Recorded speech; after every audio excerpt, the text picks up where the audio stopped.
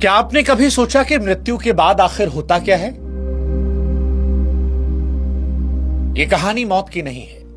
यह कहानी उन 13 दिनों की है जो मृत्यु के बाद आते हैं, क्योंकि मृत्यु तो एक रोज आएगी, इसमें कोई सवाल नहीं है। सवाल सिर्फ इतना है कि उसके बाद के 13 दिन कैसे होंगे। और इसीलिए आज आप ये सोचिए कि अगर आज रात आप सोते हैं और कल सुबह आंख नहीं खुलती है, तो क्या आपके साथ वो लोग चलेंगे जिन्हें आपने खुश किया था, या वो यादें जिनसे आप हमेशा बचते रहे? क्या आखिरी वक्त में हमारे सही काम याद आएंगे, या वो पल जब हम जानते थे क्या करना था लेकिन फिर भी नहीं किया? सच कहें तो ये कहानी डराने के लिए नहीं है, ये कहानी एक आईना है, क्योंकि मृत्यु अंत नहीं पूछती, वो पूरा जीवन देखती है। जब किसी अपने की मृत्यु होती है तो हम कहते हैं कि वो व्यक्ति चला गया, लेकिन सच ये है कि उस दिन सिर्फ शरीर जाता है, शरीर रुकता है, यात्रा नहीं।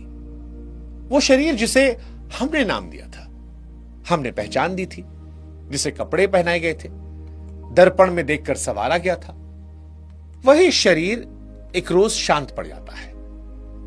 लोग आसपास होते हैं, कुछ सच में दुखी होते हैं, कुछ सामाजिक व्यवहारिक वजहों से निभा रहे होते। कई बार शब्द बोले जाते हैं, अधिकतर ऐसा होता है कि शब्द खोखले हो जाते हैं। चिता सजती है, आग दी जाती है, लपटें उठती हैं और कुछ देर बाद लोग पीछे हटने लगते। कोई पानी खोजने लगता है, कोई छाया में चला जाता है, कोई मोबाइल देखने लगता है। उसी भीड़ में कोई एक पल के लिए पीछे मुड़कर देखता है तो जैसे लगता है सब कुछ छूट गया। उस वक्त कोई ये नहीं बताता कि जो जल रहा है वो इंसान नहीं था, और जो इंसान था वो अभी भी पूरी तरह गया नहीं है। हिंदू दर्शन के अनुसार शरीर की आखिरी सांस के साथ सब कुछ समाप्त नहीं होता। आत्मा उसी क्षण किसी स्वर्ग या नरक में नहीं पहुंच जाती, वो कुछ समय तक उसी जगह के आसपास रहती है, उसी शरीर के पास जिसे उसने पूरी जिंदगी मैं कहकर संबोधित किया था। वो अपने ही शरीर को निर्जीव पड़ा देखती है।